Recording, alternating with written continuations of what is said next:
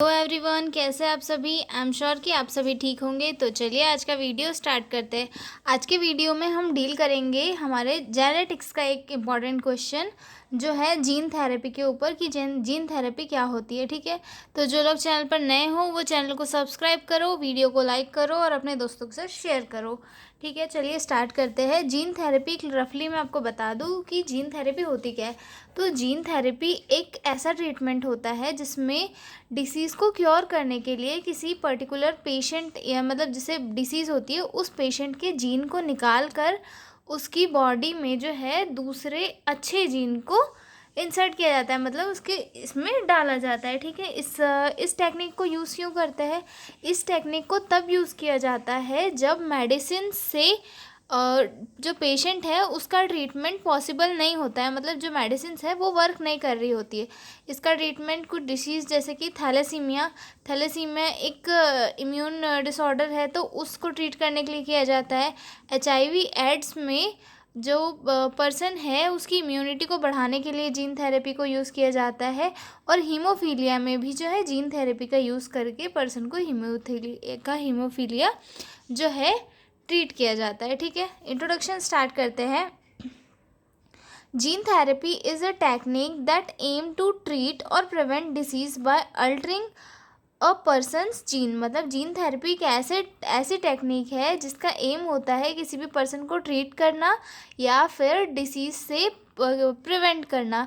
कैसे, जो उसकी बॉडी में जीन है, जो डिफेक्टिव जीन्स है उन्हें बदल के जो अच्छे जीन है उसे उनकी बॉडी में डाल दिया जाता है। ठीक है, gene therapy involves using gene to treat और प्रिवेंट डिसीज बाय रिप्लेसिंग और मॉडिफाइंग defective genes,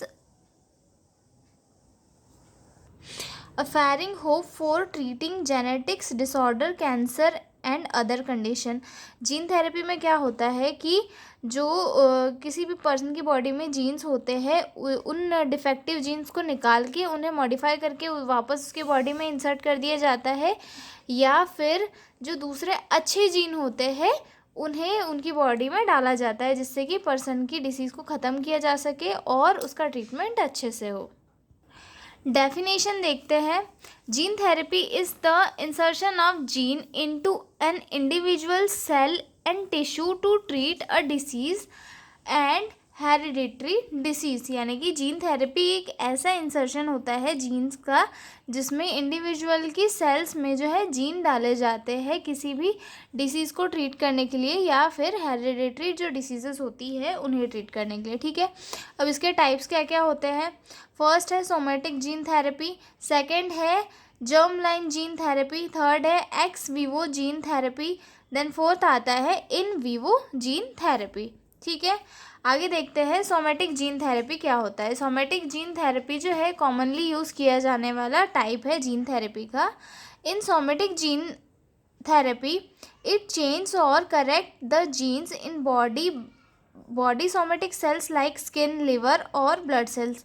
जो सोमेटिक जीन थेरेपी होती है उसमें जो पर्सन की मतलब सेल्स होती है जैसे कि स्किन या फिर लिवर या फिर ब्लड सेल्स, उन्हें निकाल कर मॉडिफाई किया जाता है या फिर चेंज किया जाता है और पेशेंट को ट्रीटमेंट किया जाता है। सोमेटिक जीन थेरेपी जब किसी पर्सन को दी जाती है तब उससे जो है सिर्फ उस पर्सन को अफेक्ट होता है, मतलब उसकी बॉडी ही उससे डील करती है। इससे उसकी जो दूसरी मतलब जनरेशन होती है इससे उसको कोई अफेक्ट नहीं होता है। ठीक है, it affect only the treated person, not passed on future generation. मतलब ये जो है फ्यूचर की जनरेशन में पास नहीं होती है। ठीक है, use to treat disease like cancer, cystic fibrosis and haemophilia. जो सोमेटिक जीन थेरेपी है वो कैंसर को ट्रीट करने के लिए कॉमनली यूज़ की जाती है। जब ये किसी कैंसर को ट्रीट करने के लिए यूज़ की जाती है तो केवल उस व्यक्ति की बॉडी तक ही सीमित रहती है, मतलब उस पर्सन की बॉडी पर ही अफेक्ट करती है। इससे उसके फ्यूचर में या फिर उसके जो जीन है वो उसके आगे होने वाले बच्चों में नहीं जाते हैं। ठीक है, और हीमोफीलिया का ट्रीटमेंट भी किया जाता है तो भी इससे जो है उसके आगे आने वाले जनरेशन पे कोई इफेक्ट नहीं पड़ता है। उसके बाद आते हैं जर्मिनल जीन थेरेपी। जो मोस्टली कंट्रीज़ में क्या है, ये बैन है, लेकिन कहीं कहीं पर शुरू भी है, ठीक है। Changes in gene reproductive cells, मतलब जो जर्मलाइन जीन थेरेपी होती है, इसमें उन सेल्स में चेंजेस किया जाता है जो हमारी रिप्रोडक्टिव सेल्स होती है, जैसे कि है स्पर्म और एग। मतलब जो स्पर्म और एग होते हैं उनमें जीन को चेंज करके मॉडिफाई किया जाता है और उनका ट्रीटमेंट किया जाता है, ठीक है। अर्ली स्टेज के जो एम्ब्रियो होते हैं उनमें भी इस थेरेपी को अप्लाई किया जाता है, ठीक है। Passed on the future generation, और इस थेरेपी में हम जो चेंजेस करते हैं वो फ्यूचर जनरेशन तक जाते हैं, ठीक है। It prevent a genetic disease from behind inherited, मतलब इस थेरेपी से जो पर्सन है उसकी जो जेनेटिक डिसीज़ है या फिर जेनेटिक डिसऑर्डर है वो उसके बेबी में आने से बच सकता है, ठीक है। राइज्ड एथिकल एंड सेफ्टी कंसर्न, मतलब इससे जो है सेफ्टी कंसर्न को डेवलप किया जाता है। और ये जो है वो मोस्ट ऑफ कंट्रीज़ में अलाउड नहीं है, क्योंकि क्या होता है कि उसका सही यूज़ किया तो जाना चाहिए, लेकिन कुछ कुछ जो एरियाज़ होते हैं वहाँ पे इसका मिस यूज़ कर लेते हैं, इसीलिए ये मोस्ट ऑफ कंट्रीज़ में बैन है। आगे देखते हैं हम x vivo gene therapy.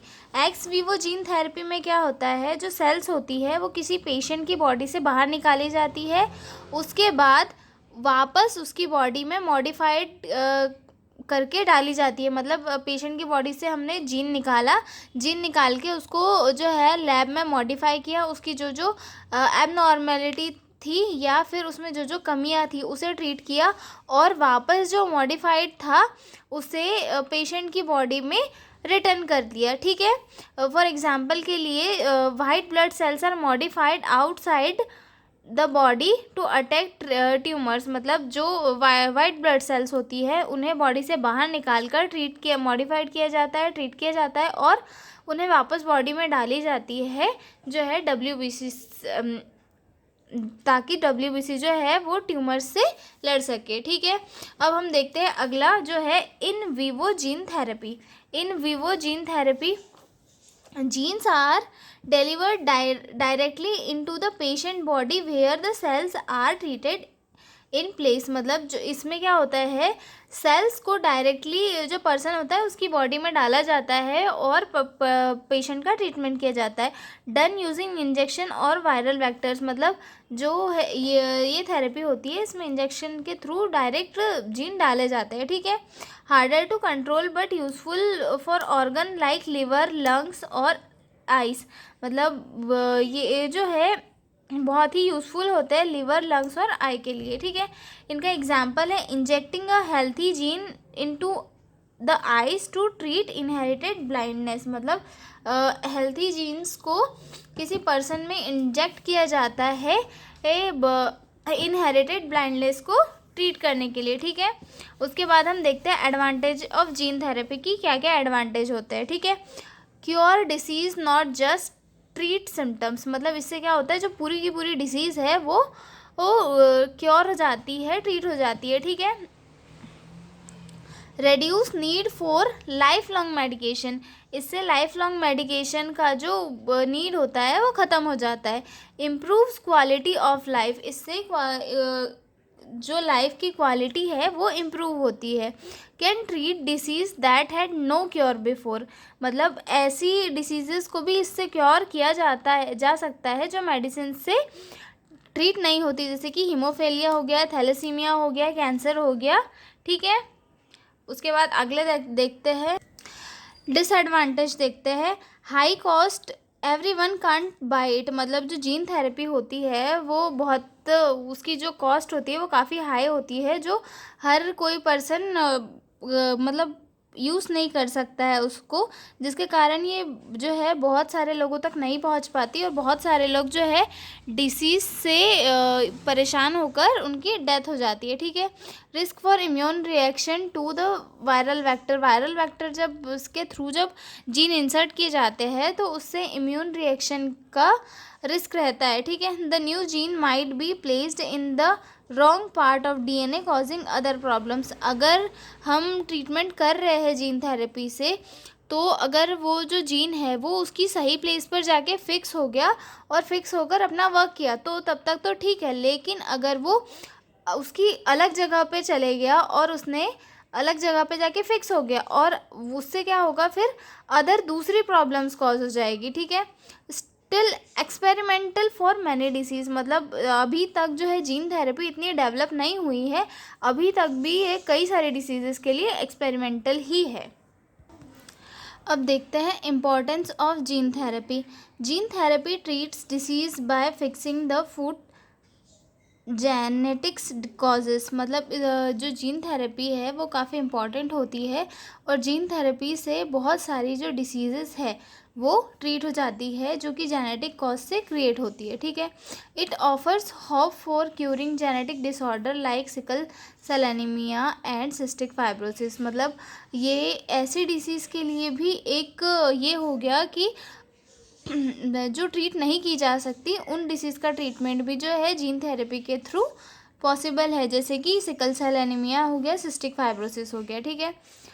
It can reduce the need for life long medication और ट्रीटमेंट, इससे क्या होता है कि पर्सन को लाइफ लॉन्ग जो है ट्रीटमेंट नहीं लेना पड़ता और मेडिकेशन भी नहीं लेना पड़ता, क्योंकि जो जीन है वो जाकर हमारे इम्यून सिस्टम में वर्क करते हैं और हमारे इम्यून सिस्टम को वो स्ट्रॉन्ग करते हैं। अगर इम्यून सिस्टम एक बार स्ट्रॉन्ग हो गया तो हमें लाइफ टाइम जो है ट्रीटमेंट की नीड नहीं होती, ठीक है।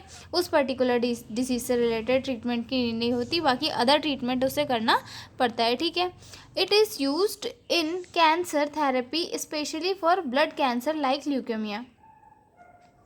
जो जीन थेरेपी है उसे कैंसर के ट्रीटमेंट के लिए मोस्ट ऑफ यूज़ किया जाता है और स्पेशली ब्लड कैंसर जैसे कि ल्यूकेमिया के लिए यूज़ किया जाता है, ठीक है। इसमें क्या होता है कि वाइट ब्लड सेल्स को पर्सन की बॉडी से निकाले जाते हैं और उन्हें मॉडिफाइड करके वापस पर्सन की बॉडी में डाले जाते हैं ताकि वो ट्यूमर से या फिर कैंसर से फाइट कर सके। इट में prevent genetic disease in future generation, मतलब इससे क्या हो सकता है, अगर ये फ्यूचर में डेवलप हुई और अच्छे तरीके से तो जो फ्यूचर की हमारी जनरेशन आने वाली है उसे जेनेटिक डिसऑर्डर से फुल्ली प्रिवेंट कर सकती है, ठीक है। It help scientist understand gene better and develop new treatments, मतलब जीन थेरेपी से साइंटिस्ट को जो होते हैं उन्हें बेटर अंडरस्टैंडिंग मिलती है जिससे कि वो जीन को बेटर तरीके से डेवलप कर सके और नए ट्रीटमेंट्स को ला सके, ठीक है। It has a potential to treat common disease in the features like diabetes और HIV, मतलब ये इसका एक पोटेंशियल निकाल सकते हैं कि ये HIV और डायबिटीज़ को एक हद तक ट्रीट कर सकती है, ठीक है। आई एम श्योर आपको जीन थेरेपी समझ में आई होगी और अभी एग्ज़ाम का टाइम है इसीलिए मैंने उतना डिटेल में नहीं लिया है और काफ़ी सिंपल लैंग्वेज में आपको समझाने का ट्राई किया है, तो आप लोग इसे पढ़ें और एग्ज़ाम में अगर आता है तो आप लोग करके आए। और ये हालांकि काफ़ी डिटेल में है पर एग्ज़ाम के कारण जो है हमें शॉर्ट में पढ़ के जो है एग्ज़ाम लिखनी होती है, ठीक है। तो चलिए मिलते हैं हम अगले वीडियो में एक नए क्वेश्चन के साथ, तब तक के लिए bye bye, all the best all of you.